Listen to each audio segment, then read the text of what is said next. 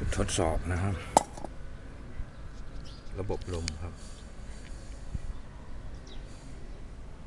นี่ครับนี่ครับทดสอบรั่วครับในถังไม่รั่วเลยนะครับนิ่งสนิทเลยนะครับคอพ่นไฟนี่ครับระบบลมในถังสมบูรณ์แล้วนะครับคอถังไม่รั่วครับ